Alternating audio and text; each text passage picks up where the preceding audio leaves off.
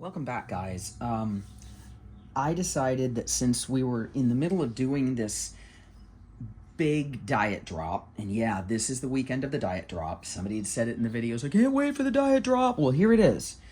I went ahead and pulled everything out of the fridge that I've been eating, and some things, this is all going to be carnivore, and then we'll go into the keto paleo part when we get there. But I'm pulling out everything that I ate and that I researched on eating. I just did a deep dive into some YouTube videos by some of my favorite producers, Dr. Gundry MD in particular.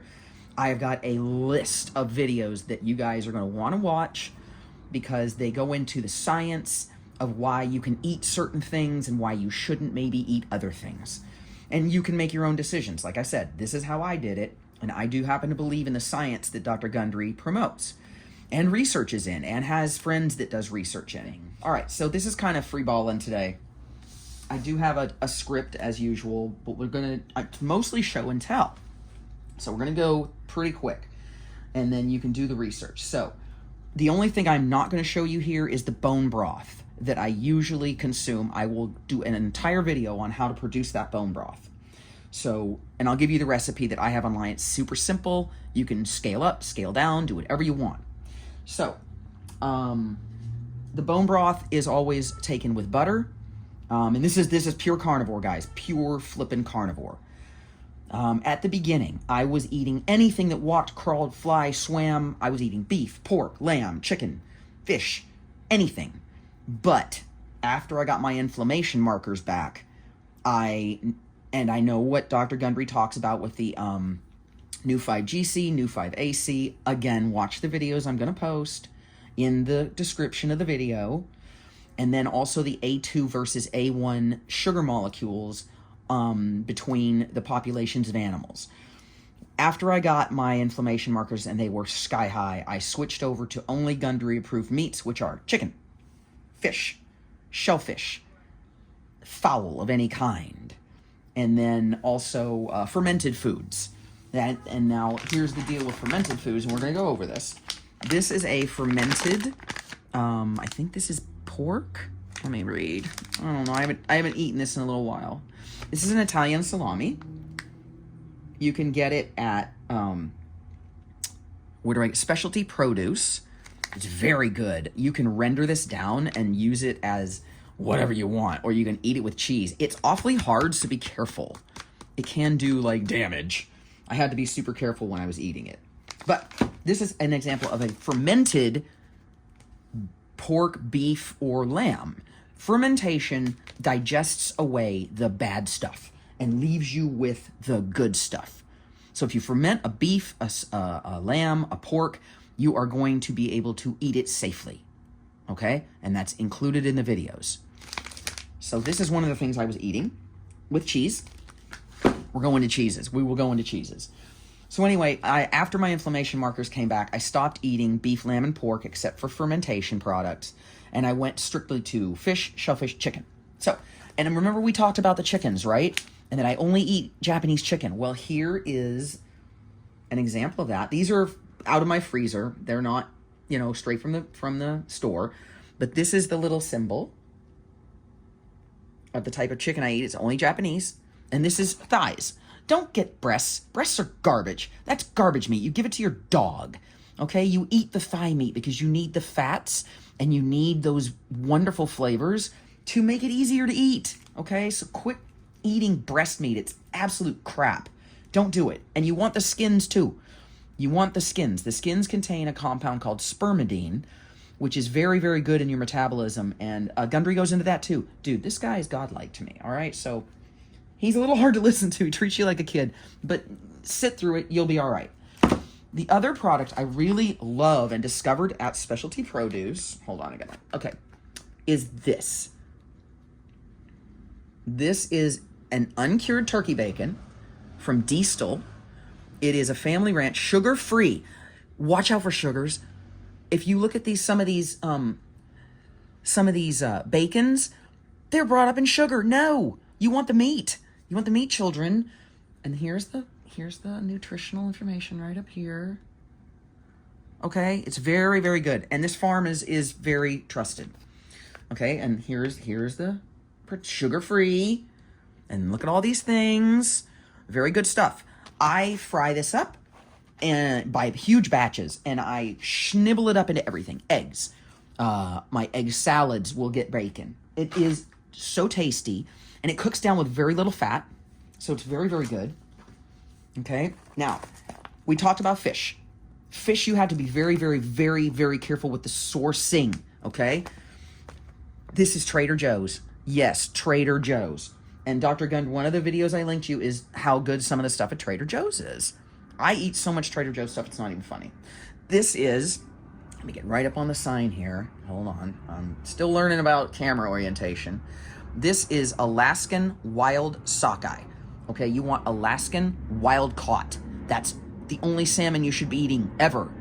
It is, and the reason why, and Gundry goes into this, is because there is, I don't know if it's a law. I think it's a law where if it says, you know, Alaskan caught, it has to be fresh, it has to be wild caught, and all these wonderful things. When Trader Joe's has this on sale, I buy it by like 6 or 7 packs, okay? Because it's that good. Sorry, noise. Other thing, shrimp. Be very, very careful where you are sourcing your shrimp. Because let me tell you, people, you don't know what those farm-raised shrimp are being fed. And in some cases you do. And I guarantee you don't want it going in your mouth hole. All right? So watch out where you're getting it. Again, Trader Joe's. These are raw Argentinian red shrimp, wild caught. See, look, there's the sign. Wild caught. They are phenomenal sources of protein. Let's read the packaging and see if I'm lying to us. No. Caught off the southern coast of Argentina. They're very good. And I use them constantly. And if you look, it says raw shrimp, salt, contains shrimp. Well, damn. 2 things in the ingredient list? Shut my beak. Anyway, they are a great source of all kinds of the nutritions you're looking for. 0 carbs. Perfect for the carnivore diet. They're very tasty. You can take them out in batches of 6. I usually eat them in a stack of 6. And I get very good, and you put that with, you can fry them up in butter. So let's get the butter. This is my favorite butter right now. Meyerberg. They are an A2 butter. A2 versus A1. A1 is Holstein and those kinds of cows. A2 is goats, sheep, and European animals. And some Japanese. There's a push in Japan to go A1 versus A2, and A2 is the one you want. This is what I searched.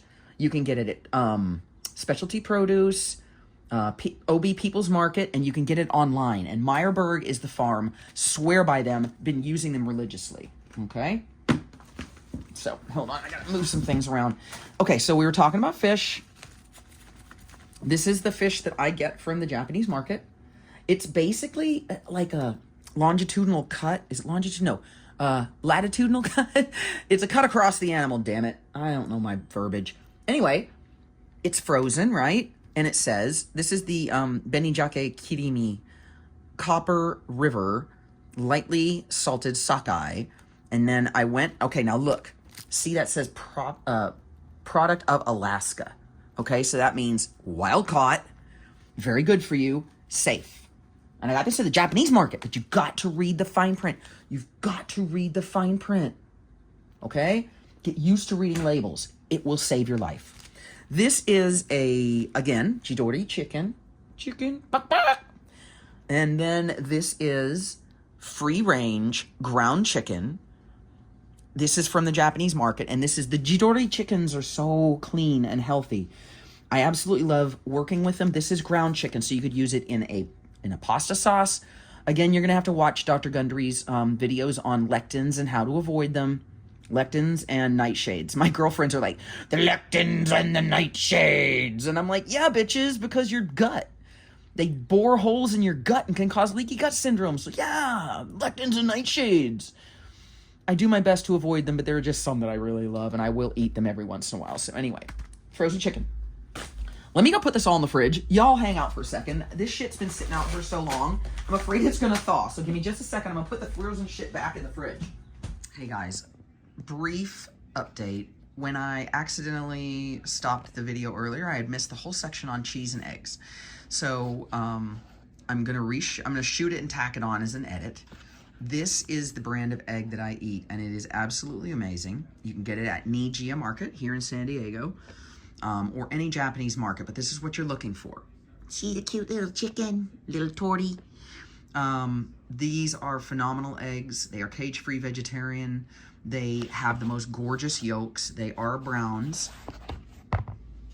The yolks are almost orange. They are so wonderful. And yes, you know, the yolk color is dependent on what the animal eats, but no matter. They're just so beautifully pure and wonderful and flavorful. They make great, I boil them up, I'll chunk them into salads. I have breakfast for dinner regularly. You can throw bacon in there. You can cook it up in bacon, you know, in the butters that we discussed earlier. This is the cheese discussion. Now, Dr. Gundry, and I linked the video. He is you know, we want to be eating A2 cheese or cheeses that have been fermented, okay? You see that says aged 10 months? So you're going down here and you're looking at cultured milk, salt, enzymes, contains milk, but it's also been fermented. So this has been aged, fermented. It's you know, wonderfulness. There's all the macros. And again, barcode. Where's my barcode? Barcode. So you can use it as a you can load it into your macros. Parmigiano Reggiano is his favorite cheese from Italy. You know, the European cheeses he goes on and on and on and on and on about because they're safe. They're made with the right kind of milks. They are fermented and aged, meaning that even if it's a bad sugar, it's going to get digested out. That's what we talked about with the meats, and that, you know, you're going to have a success eating those. Now, this is now, both of these, like I said, Trader Joe's. Trader Joe's, we love Trader Joe's. A triple cream brie, right? Product of France. And if you look,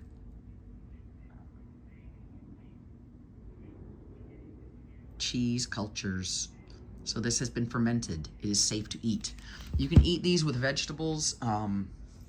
They're very, very good. They'll give you the fats that you need to meet your macros, keep you in ketosis, and also help you feel full. The fats are what keep you sated. And if you can keep sated, you will stick to the diet. Okay, so these are the things that we missed when I accidentally turned off the video. I'm gonna tack it on to either the end of the previous video or the beginning or end of the last video. We'll see. But you'll get the entire thing. Okay, so as promised, here's the egg and cheese section.